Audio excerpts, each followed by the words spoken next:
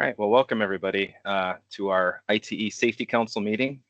Christian and I are here today to go through our November meeting. Just a couple housekeeping things. We're still planning on meeting about 3 times a year, so the next time is going to be in the March timeframe. Once we're done through the meeting, I'll put the recording on our YouTube website. And please share it with anybody that may not been able to attend today, or if you want to check back with things. There's some links that there to be able to access some materials as well.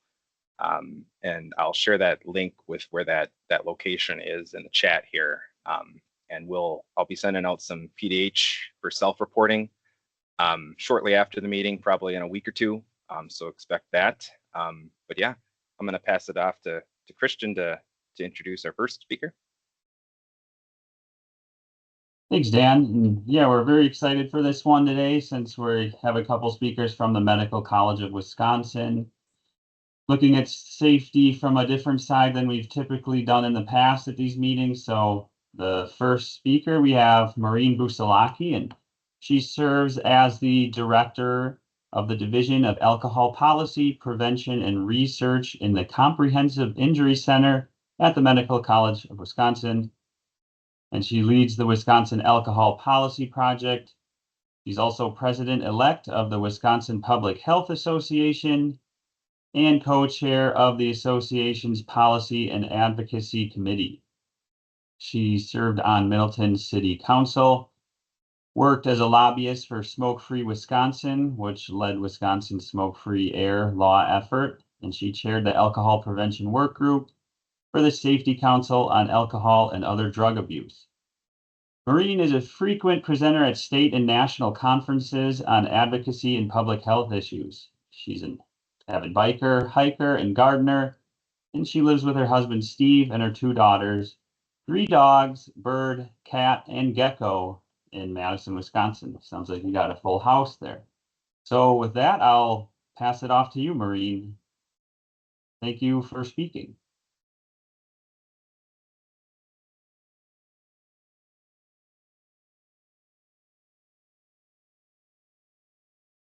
I believe you're muted. Hi, thank you for that introduction. I'll pull up my PowerPoint. Is it sharing? Yep, it looks okay. Good. Great. So I'll go ahead and jump in here. Today we're going to talk about data on alcohol use in Wisconsin and trends. We'll talk about our work with many partners on place of last drink, as well as alcohol age compliance checks. Just a brief note about the work we do within the Wisconsin Alcohol Policy Project is we provide training tools and technical assistance as people want to deal with excessive alcohol use. And I'll talk about what exactly that is in our state. So you may have seen this headline, it's probably about a year ago, but definitely kind of captures what's happening when we look at our alcohol-related deaths in Wisconsin. So this is kind of a dubious distinction. If you look on this map, you see Wisconsin is all dark blue, and that is signifying that every county in our state exceeds the national average for excessive alcohol use. So Wisconsin averages, depending on the year, between 25–26% of excessive alcohol use rates, where the national average is 17.6. And then obviously on those states that are white, you can see that that's much lower. And in Wisconsin, you see Lake Winnebago, but that I can assure you that there's excessive drinking that happens on the lake. So quick pop quiz. Oh, what's the #1 drug in Wisconsin? Alcohol. Yes, correct. And which is higher, alcohol or opioid deaths?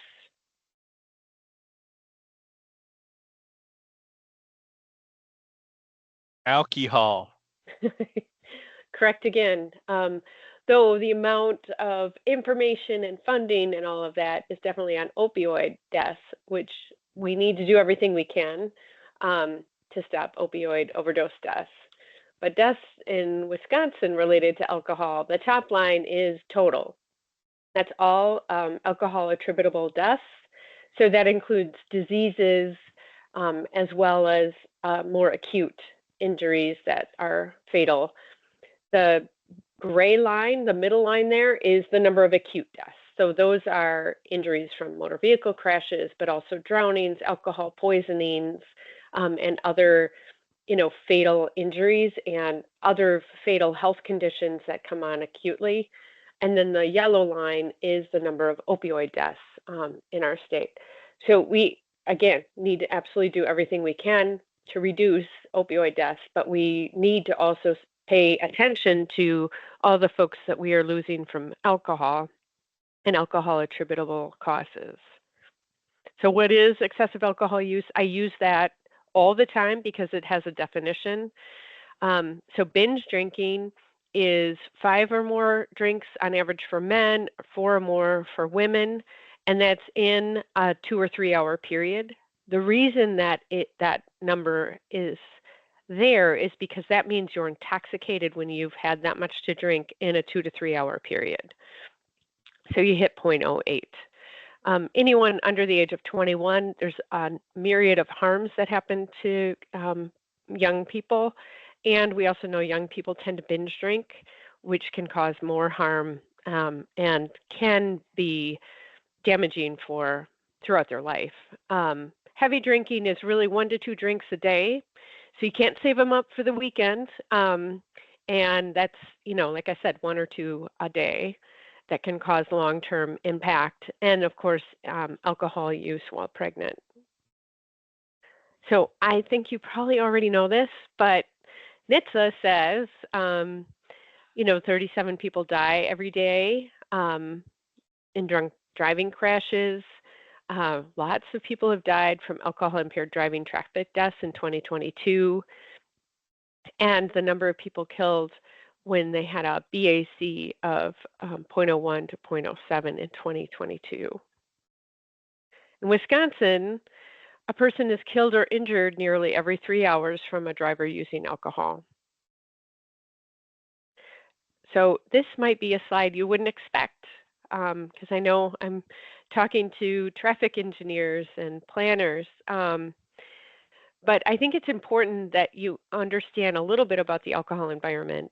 Most people don't understand serving sizes. So a can of beer, when it's 12 ounces, 5% alcohol is, pretty standard. But if you think about the IPAs that a lot of people drink, or those porters or other beers that have much higher alcohol levels, even 12 ounces can be more than a serving of alcohol, 1 serving. And then it kind of shows some of these other pieces. And I think during COVID, some people drank more and some people drank a lot more. And so they weren't, pouring themselves a serving size. And in many cases, your bars and restaurants are pouring you a serving size, but sometimes they have specials, or you can get a double or that kind of thing. And I think it's really important that people understand how much they're consuming, especially, if they're planning to drive. And then I also just want to point out that there are beverages out there that are cheap and binge drink in a can. So for Loco, this can here has 4 to 5 servings of alcohol in 1 can. So it doesn't take as long to drink it because there's not as much liquid, right? And so people can get intoxicated pretty quickly with this. And we find that some of these are sold, dirt cheap. We also find in clustering where there's Class A liquor licenses that can be problems with violence, disorderly conduct, drinking in cars, being passed out in a car, and all of those kinds of things. So I want to talk about place of last drink and a little bit of the data analysis that we've done with the projects we've been working with, and I'll explain what it is. So why we want to collect it. It helps identify where people are drinking and potential places where overservice is happening. So overservice may be happening at a licensed establishment, but it also may be at a recreational area. We know in a community where it was really the tubing, people coming off the Sugar River, which was producing most of the OWIs for that community. And sometimes it's parks, or a municipal property, as well as homes and, other places that people come from. When we have some of this data, and it is anecdotal, right? Because we are talking to people that are intoxicated about where they've been. But when there's a pattern, it opens a possibility to have a conversation about what's going on and what are their practices in terms of serving people, because it is illegal to overserve somebody.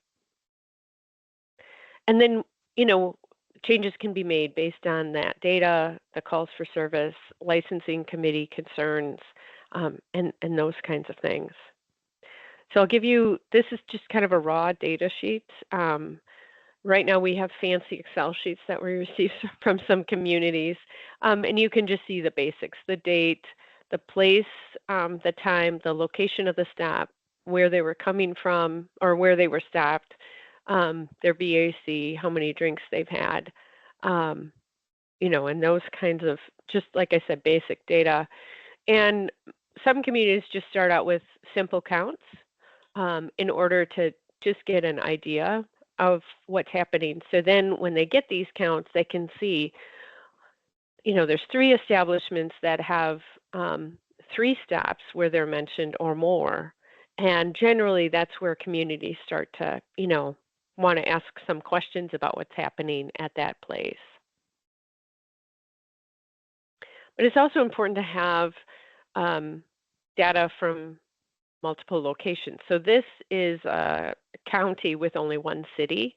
And so combining those jurisdictions is really helpful, because it first looks like, establishment A is getting worse, but when you look at the county or the city data, you see that they started out not so great. And, it's kind of trending in a few different ways. Certainly a community that, with 12 steps total, somebody should definitely be talking with them. But the importance of being able to combine data from multiple jurisdictions is really helpful in terms of being able to spot these trends. And then some of the breakdown of this in terms of where people were, you see refused, and we expect that number to be, here it's 47, but 50% or so. And then there's missing and unknown, and that's helpful in terms of working with patrol officers on, did they not ask the question, or did the person not know, or what was going on there. So we can bring those numbers down. But then you see that licensed establishments are about 17% of the calls. And then you've got home or relative's house, recreational areas, work, other municipality, those kinds of places. So then when we can take this data, we can then also look at when, what times were these. And I know it's, really unpredictable that it would be on the weekend, but that is, what we often see. And we can also look and see what are the BACs in order to get a measurement of, how much overserving is happening, and that can be helpful. Anything over 0.08 is definitely a concern, but if they're really overserving, that's a different conversation, I think, in terms of really discussing their serving practices. And then some places are able to identify a particular server that was on, and be able to do some additional training. We also have GIS analysis, and I'm not going through all this stuff because I'm not the data person, but I just wanted to give you sort of a thumbnail of some of the things that we've done. So then here you can see, the polled stops and kind of where the establishments are. And then this also gives us that there's two locations, right? The location that came from and the location that they're stopped. So when we have that information, then we're able to look at how far are they from the location that they were last at, which can be helpful, I think, for law enforcement. So we are talking about statewide collection, so that will make a lot of this much easier to do when we have a uniform way of collecting the data, and then the ability to get deeper analysis with that. So we've been working with Department of Transportation bots, and we're grateful for their partnership, and we're looking at developing those forms. So just a snapshot of some of the things that we were looking at, and we've met with the forms committee to discuss kind of, how we want to do this. So they worked, and they are, coming up with the flow. And then there's things that we'll be pulling from other parts in order to fill out the information, so that an officer doesn't have to fill out location, of the stop again, that we can just pull that from another form. So so now we got this data, right? How do we use it? Because the idea is we want to reduce overservice. And so the first pillar is really talking to those retailers, or, bringing together group from a recreational area or festivals, whatever it happens to be, and encourage their compliance. So in many cases, that really does help change behavior. If that isn't working, then sometimes there's warning letters and meetings that happen with law enforcement, public health, coalitions that, are really concerned about overservice in their community. Obviously, if problems continue, that's why we're going up, right? Is police department might decide to do more surveillance, and if this is a repeated problem and there are other issues going on, like repeated calls for service, then they could be required to talk to the alcohol licensing body, about what's going on, because there's public health and public safety issues going on. And then, there may be sanctions that come out of that. But our goal is, to stay on these bottom tiers in order to, the idea is to bring everyone into compliance and make sure that they're not overserving. Just want to say that most Class B establishments, that's generally speaking your bars and your restaurants, are not named in polled data. We've seen as high as 80% in a community that are not named over several years. So most places, while they may overserve, at least are not overserving in a way that, we find folks, in traffic stops. So I want to just pause there. I'm happy to answer questions, or I can also just quickly finish what I wanted, the other part of this. So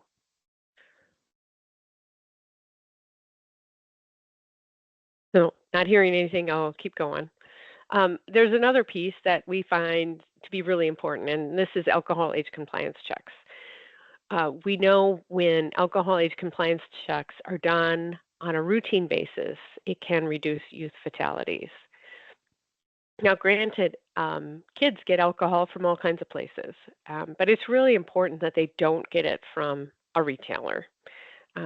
It's an important part of a kid's journey, right? Because they know they walk into a store and they're trying to buy something that they know is not legal for them to buy. And so it's really important that the message is, no, you can't buy this alcohol here. And it kind of sends a community message. But we also know that by shutting down that piece, which is not all where kids get alcohol, we're fully acknowledging that, but it's an important part of a community and the culture in the community that we don't sell alcohol to kids. So these are obviously permitted by state law. It helps folks enforce the minimum legal drinking age in terms of having these alcohol age compliance checks happening on a regular basis. Employees find it easier to comply with the law, knowing that there are alcohol age compliance checks that are going on in their community. And sometimes it's hard because sometimes there's pressure to sell, and it's making sure that they're selling only to the people who are of legal drinking age. It does reduce youth access to retail alcohol, and again, that community norm piece. So we have developed a manual on how to run alcohol age compliance checks, and it's A to Z in terms of being able to take field tested materials and put them all in one place so folks can use that manual. There's templates for pretty much everything you could use or need in terms of being able to talk to retailers about what's happening, if there's issues with the licensing committee that they need to know, because often if you have 2 or more compliance checks that you fail, you definitely get a hearing by a licensing committee. And in some cases, you may lose your license for doing that, depending on the standards of the community. So it's on our website. And again, this is something that should be done on a regular basis. So between when you look at polled and alcohol age compliance checks, we're looking at the things that are important to keep people safe, not overserve and not sell to our young people. And all of this has advanced retail notification to retailers. So, and sad to say, we certainly have heard stories where they have the letter on the bar and they sell to a kid anyway.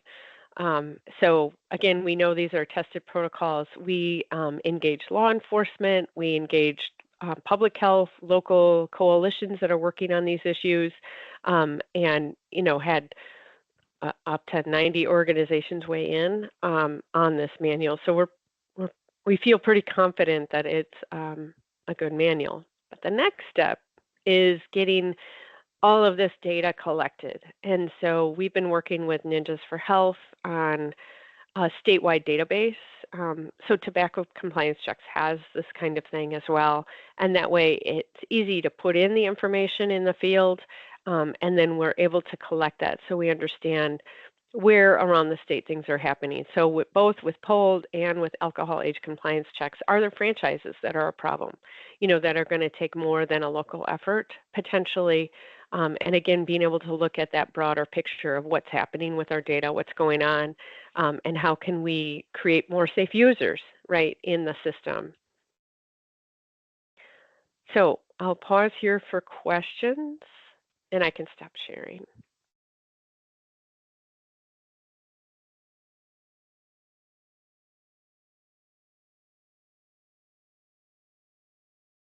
You have a question in the chat, Marie? It looks like the question in the chat, what are some hurdles you see in Wisconsin that will need to be overcome to effectively reduce drinking and driving? So it's a lot of culture, in terms of we have alcohol at, birthday parties and high school graduations, and it's really normalized, and it's at every festival and those kinds of things. So the way I see this strategy is that we want to make sure that people are complying with the law. And as we build those partnerships and those collaborations, folks might be interested in doing a little bit more in their community to help change the alcohol environment, make it safer. So we've certainly seen communities where, they end up having festivals almost every weekend, and it is a large cause of OWIs, as well as other things that law enforcement see. And so by changing some of the standards, like making sure you have wristbands, that IDs are checked at these things, can help reduce that. So it's not going to be easy, but I think we take a methodical plan, work on compliance with the current law, have that data, have that information, and then keep working together to create safer alcohol environments. Excessive alcohol between large rural urban and rural areas in the data. We gave you just a couple of small snapshots of the data in terms of polled. With excessive alcohol use, we do see variations. In some cases, we don't have very good data, but I can tell you for the city of Milwaukee, for example, their binge drinking rate is about 38%. And so the rest of the county brings them down so that they aren't the highest in the state. We do see counties like Outagamie and Winnebago County around 31% excessive alcohol use rates. So, you know, that's definitely concerning. You've got Iron County that has 1 license per 60 people. The national average is 1 per 1,000. But they may not have as many crashes, right? Because there's not as many people on the roads. So there's a lot of factors and variation in that. We are in a preliminary stage of looking at the data between college campuses and other same-size cities that don't have a college campus. And so far, again, preliminary, not final data, we don't really see a big difference between college campus binge drinking with that age group and other binge drinking happening in other communities in that, you know, looking at the age group. We also tend to drink throughout our lifespan. So you do see senior citizens, you know, binge drinking as well. And it takes less amount of alcohol to reach, you know, impaired status for our seniors.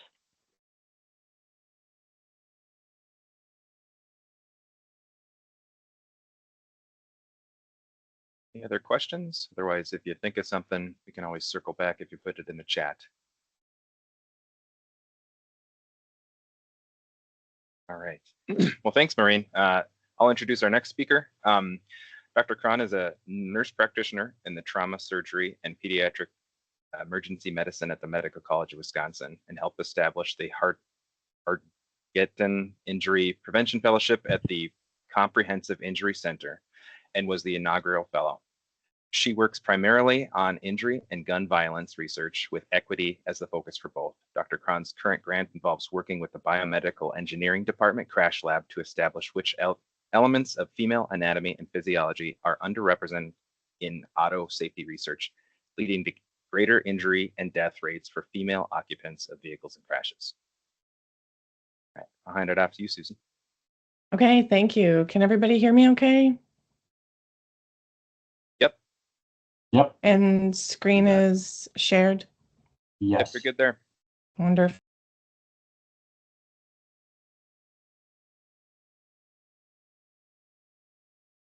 You just muted yourself, though. How on earth? Quick disclosure, I do have an NIH grant for translational science. Okay, so overall, I'm going to talk about just kind of some general disparities in trauma research and how that affects automobile safety. We use research to kind of direct a lot of our injury prevention and trauma treatment and patient safety kinds of activities, but sometimes we overlook how this research applies to the people that we're using it on. Like, is it representative of all the people that we apply it to? So one of my primary areas of research is how women experience trauma differently, specifically vehicle crash injury, and kind of how this impacts their actual injury pattern, their treatment, and their recovery. And just a little background on how I got into this research. I started noticing really severe breast hematomas on some of my patients. And wondered if we really knew that seatbelts and breasts are an okay combination. So I was talking to my trauma surgeons about it, and you know, the answer was, yeah, it's probably okay, which didn't feel like a super great answer for me as a curious person. And so I became annoying enough about it that they sent me over to the crash lab at the VA, which I'm sure you're all aware of, but we have a really prolific and well-funded, excellent crash lab at MCW over at the VA. So I kind of spent my fellowship working with Dr. Pinter over there and just trying to figure out how to even begin to approach this problem. So in the case of vehicle crash, biomed engineers have been working on this for decades. So you can see on the right of this slide, which I know is pretty small and hard to see some of the details, but that number 1 in 1968 is when 2-point seatbelts were introduced. Since that time, our crash fatality rate has decreased by about 78%. So even though we've had these incredible improvements in crash safety, it turns out that this better protection hasn't applied equally to all occupants. That's why equity really matters in research, is fundamentally what is happening is not fully equitable. So men crash more overall, but the odds or chances of harm are greater to women in similar crashes. So even if we're accounting for things like vehicle choice, driving behavior, speed, women bear a disproportionate burden of injury. So women in crashes are 3 times more likely to suffer a moderate injury. This is like a broken bone or concussion. 2.5 times more likely to suffer moderate lower extremity injury. 2 times more likely to suffer a serious injury. This is like a pneumothorax or a brain bleed.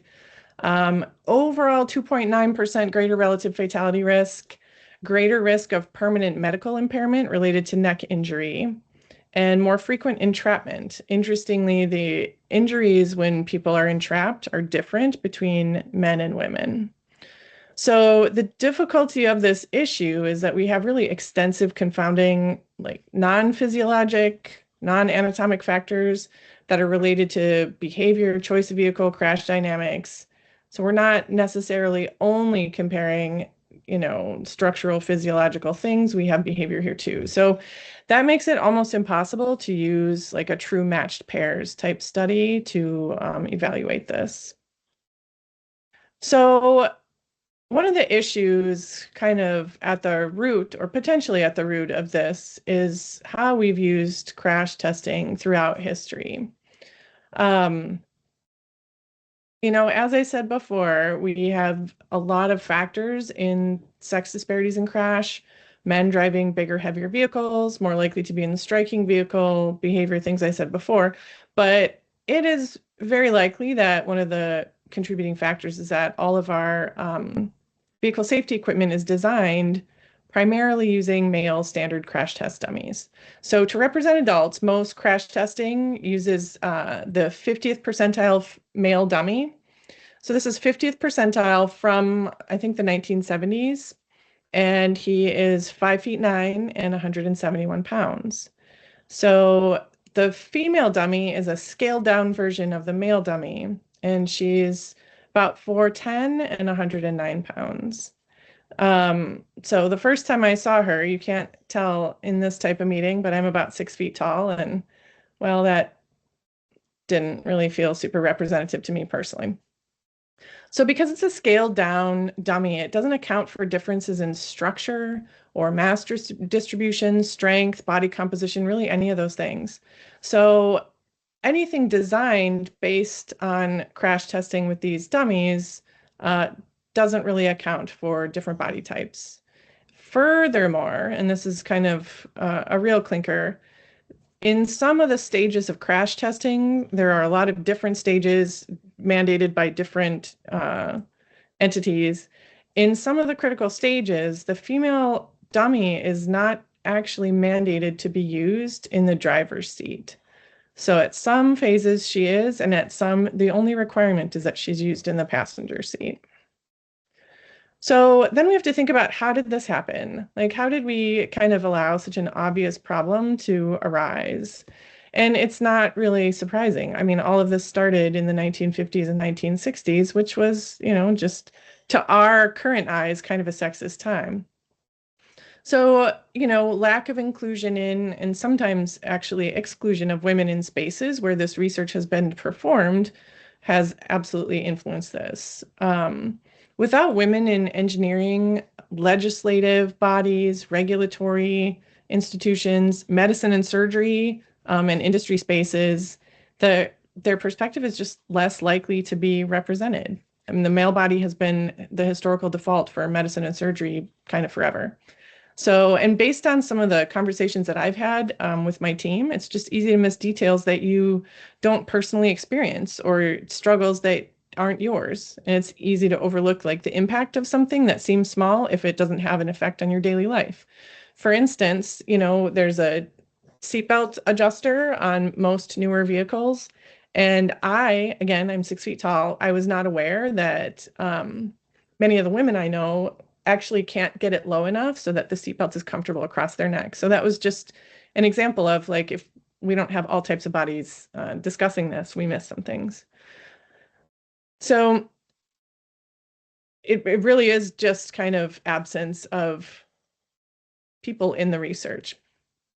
So fundamentally, we have this highly technical, incredibly advanced safety equipment that has just served the human race enormously by leaps and bounds over a fairly short period of time. But it's designed to be equal for all humans, but it's using male figures to define this equality.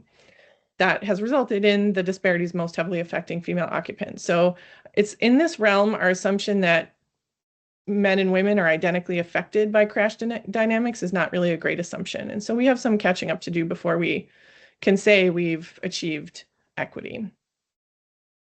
Okay, so some of the questions that I'm asking in research or that have come up throughout this digging in is just looking at what are some of our known quantities and how do we address those? One of them that I think is really interesting is that women are considered, most or many women are considered out of position drivers. So they sit in and adjust the safety equipment in ways that are not congruent with how the safety is evaluated. So how do we approach something like that, you know? We know that women share some general characteristics when observed getting into cars. Someone out of Michigan actually did a study just watching people get into cars and having them adjust the equipment so that they could drive.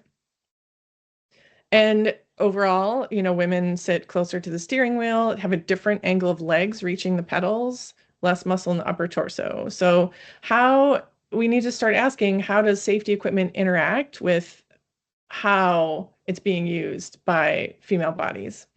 And then what elements of design do not account for female size and body shape? Like we know that seats throw women forward a little bit more because their bodies generally don't create the calculated give that is expected. So then what is required to achieve equivalent protection? What range of adjustment is realistic and even possible in vehicles?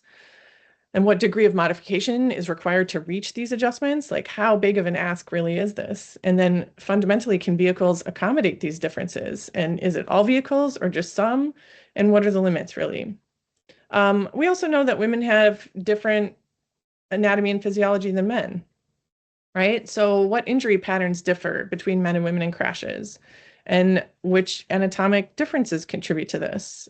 Which physiologic differences contribute to this? What does this mean? How does it matter? Who is hurt worse in which situations and how? And what injuries and injury patterns are related? So then we start asking, are these the things that are responsible for disparities? And what other body factors need to be considered? Do we need to think about age? Do we think about weight? Do we need to think about BMI? The answer to all of those is yes, certainly. So then I'm kind of speeding through this because it can be a much longer talk. So if there's any questions as we go, please just interrupt. So then the question is, how do we answer these questions? How do we translate this into actionable information? And honestly, the answer is multidisciplinary teams. This combination of trauma clinicians plus biomed engineers has been amazing. We approach things so differently with, similar goals, but just the approach is so different that we're constantly kind of blowing each other's minds with a new piece of information. Okay, so what I'm really doing, like all of the background is here. So what I'm really doing is looking at our National Trauma Data Bank to elucidate sex-related differences in injury patterns and in patient presentation upon arrival to the trauma bay. So my goal is to describe injury patterns in male and female patients, look at how they're affected by these injuries, and eventually expand this into further equipment on which elements of these differences relate to interaction with safety equipment. So then we can kind of start thinking about how do we use crash testing, computer modeling to account for these differences. Okay, a little bit of background knowledge. Many of you probably know quite a bit of this already, but the abbreviated injury scale, it's an anatomy-based ranking of severity of injuries. So there's body regions and then severity of injuries within those body regions. Injury severity score, I always include an equation if I'm speaking to engineers, because I know that's a language that you speak. It's 3 worst body region injuries and the square. Scores are 0 through 75. 75 is basically unsurvivable, above 16-ish, and we start talking about more severe injury. And then an important one for my research here is shock index. So shock index is a calculation of heart rate over systolic blood pressure. It's just a very quick calculation that you can do in your head as you're treating someone in the trauma bay. I can look at their heart rate, I can look at the top number of their blood pressure, and generally speaking, your systolic blood pressure is going to be significantly higher, reasonably higher than your heart rate, right? So we're all sitting here in a room. Hopefully people's heart rates are maybe in the 60 to 80 zone. Hopefully people's systolic blood pressures are in the 100 to 130 zone. Okay, so we expect that kind of ratio, but as people start experiencing hemorrhagic shock, their heart rate starts going up and that systolic blood pressure comes down. So it's just a very quick and easy assessment to see how severe we're talking about injury. And the reason that this is critical is because people can lose up to 30–40% of their blood volume before their blood pressure even starts to drop, right? So you have a couple signs along the way as they progress through the classes of hemorrhagic shock, but it can be very subtle and they can look completely normal until they're falling off the cliff. So the earlier we can catch this, the better, and shock index is how we do that. Okay. There's other types of shock and trauma also, but we're just talking about hemorrhagic shock for this today. Okay, so some of my newer work, in an analysis of this huge database, we've found women having more pelvis, liver, and stomach injuries across all severity levels. So even with like fewer total injuries in these categories, women had more injuries. And the very interesting part is that they had higher shock index across all injuries except stomach at lower severity scores. So that means that women were, even with a less severe injury, they were either approaching shock or crossing that threshold, kind of across the board more than men. And then they also crossed that threshold, like I said, at a lower injury severity score and an AIS across all injury regions and with fewer total injuries. So the difference in this shock index converged as the number of total injuries increased. The difference was most pronounced in patients under the age of 30 and in patients with pelvis injuries. So this kind of finding is important because it gives us relevant points of intervention, both in the crash prevention and injury mitigation arenas. Kind of helps us define the impact of disparity and give us new directions for solving what is honestly a really, really complicated problem. Oh, I forgot I had those graphs in there. So this, where you see some interesting pieces here is that, as I just said, women cross that shock index threshold sooner than men in just about every injury, and they also do so with lesser injury severity. Okay, so clearly we have a lot ahead of us in digging through this problem. And we have continued to work since we found this initial information, and we actually have some more information and have expanded into full body regions and actually just submitted an NIH grant for it this morning. So hopefully we'll be well funded over the next 4 years to really dig into this. We recently started evaluating data for the entire body, and we're finding that women have more upper extremity injuries. And then in pelvis, it's pelvic ring, more in women, acetabulum more in men. Small differences in rib fractures that need a little bit more exploration, and then head and neck differences that might be relevant for both sexes. So there's a lot to dig through here. one piece that's very interesting is potential blunt cerebrovascular injury, which holds enormous potential for stroke, and we have to make sure we're not missing that in either or both sexes. So as we kind of pick through this, we're looking at, eventually isolating combined injury patterns to see if there are differences there. And then evaluating how equipment and injury patterns coincide.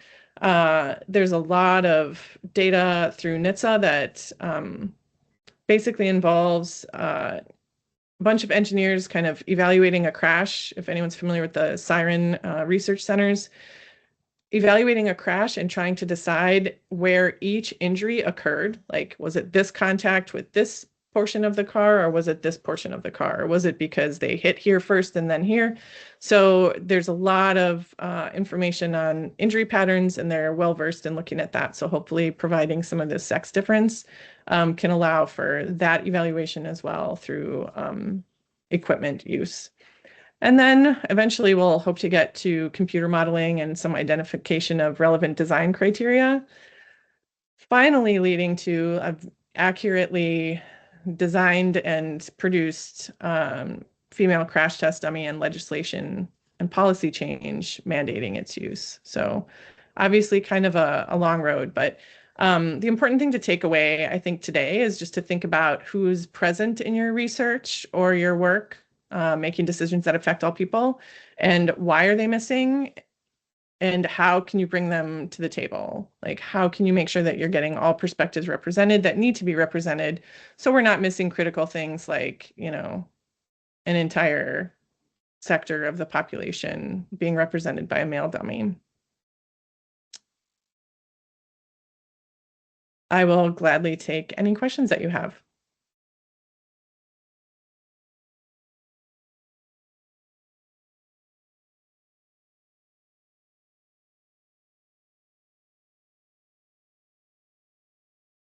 I've got one, Susan. I know recently that the Crash Institute in Virginia, they're looking at redesigning their mannequins and starting to account for female children's physiology, and they're doing it by age groups too, because I think people like yourself have been pushing this forward.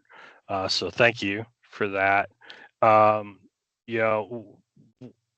it comes to designing stuff, because this is more about like car design, how do you see this improving our position? Like, I understand place the last drink because I'm working with Maureen all the time on that one. How do you think this will help us in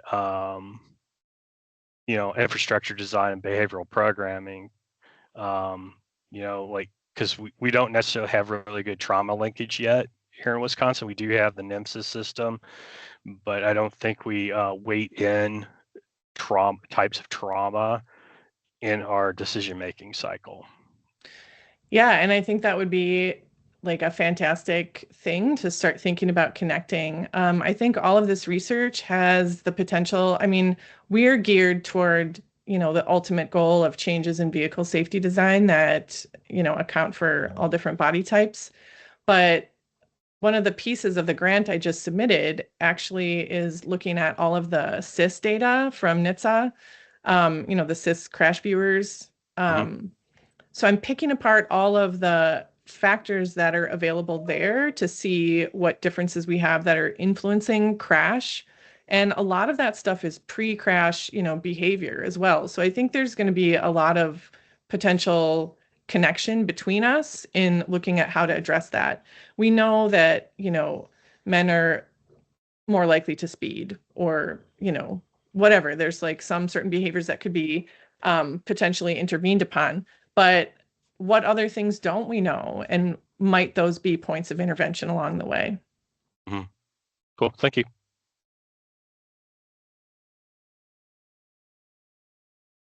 There. Thank you so much for presenting on this. This is really important, and I'm really excited to hear it's being studied. And I certainly don't feel like I fit in a car seat very well, and especially like headrest position and sitting close. And I've always kind of wondered about that. But I was thinking about it, and you know, the process is being followed for the data, and data is very empowering, and that's a great thing. But I'm wondering that given what you've identified so far, and really looking at this data, and maybe nobody has ever tried, is could this be elevated now for legislative or policy changes as like a national safety concern of literally people not being represented? And Yeah. could that start to change like in parallel Yeah. to the study? Yeah, there are people working on it. I'm actually on the board of an organization called Drive Us Forward. This young woman, Maria Kuhn, experienced a crash in which she and her mother were horribly injured and her dad and brother were not. And I mean, anecdotes are not data, but that's kind of what got her into this. And so there is a lot of policy work being done just to insist basically that this be a priority. And NHTSA has had varying responses to it. There's occasional like, yeah, maybe it's an issue, but the numbers aren't that huge. And then sometimes more of an acknowledgement that, you know, it's a problem. So absolutely there is that work happening. And, you know, if you go to driveusforward.org, you can see a lot of what's happening from a policy standpoint right now. Because I think Awesome. we clearly have enough information to say like, you know. Cool. I will check that out. Thank you. Mm-hmm.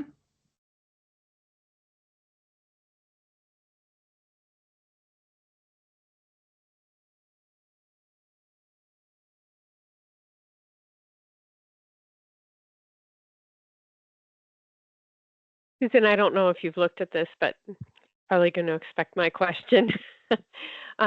We're seeing rates of young women drinking higher than young men.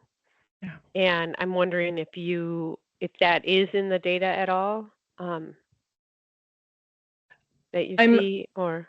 I'm hoping so. I'm hoping in my next round. So in the National Trauma Data Bank, where kind of it's a difficult database to work with, full disclosure, and we're only able to work with the variables that they collect. So my next move is to look actually at our local trauma registry. Being at a level 1 trauma center, we have a huge amount of regional data. And as you can see from Maureen's discussion, Wisconsin has enough drinking that will certainly be a significant part of my evaluation of data. But then I'm also hoping that the NHTSA data, which I think pretty consistently contains drug and alcohol use when the testing is available. I'd have to go back and look and see how it is. But yes, that will absolutely be a part of, at the very least, our local trauma registry evaluation, which has a not insignificant number of people in it, because I'm looking at about 5 years of data at a time, and we have a lot of crashes per year.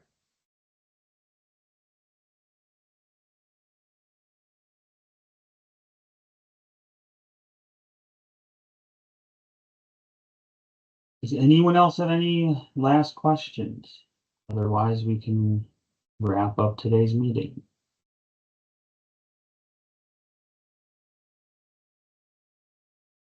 Thank you both. Yeah, so thank you, Susan and Maureen, for this was really wonderful to have for our committee here, just to get looks on this side of the data and everything. So I'd like to really thank you for taking the time out of your days to speak to us. Thanks for having us. Thanks for having us. And I'll put my email in the chat. Please reach out. I feel like this is one of those issues where I get surprising information from various different sectors and am always willing to hear thoughts from different sides of the issue. So please reach out freely. And if you could both share your presentations, I can send that out to everybody that attended today if you put your contact information on there. But yeah, again, appreciate you guys presenting today and all the work that you guys do not a topic that we in the engineering and planning side hear too much about, but it's great to kind of hear what kind of work's going on to improving safety in the state and the nation. So. Thank you all. Thank you all so much for having us. And thank you everyone else for attending. And as Dan mentioned, we'll get this up online, and the video, the recording and we will kind of eyeing that March timeframe for next meeting. Thank you. Thank you, everyone.